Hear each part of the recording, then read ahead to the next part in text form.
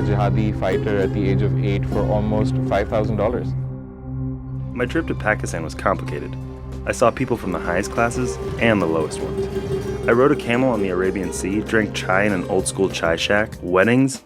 The culture and the people were friendly and vibrant.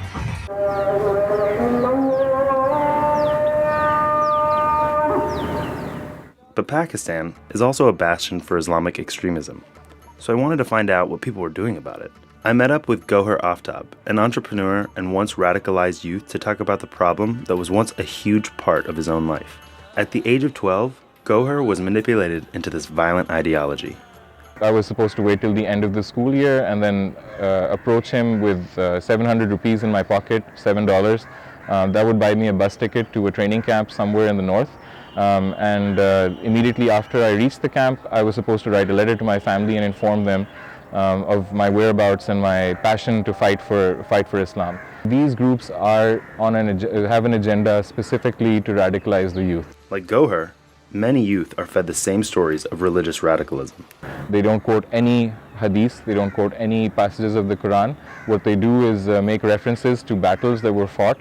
In my case, I had someone who was giving me a particular template to follow that led down a very direct path to religious extremism.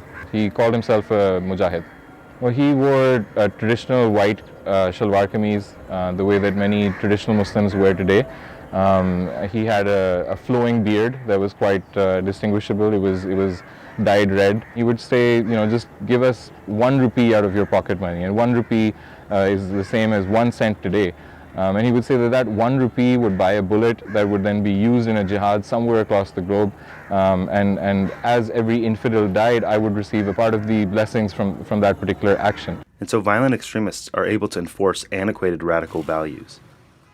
I found that young men are disenfranchised and find not only acceptance, but also a vocation in the hands of Islamic gangsters, ones that range from ISIS to street fighters. Now he's challenging this viral ideology head-on with comic books. So we want to take the glamour out of it. We want to show them exactly how dark things get and how fast.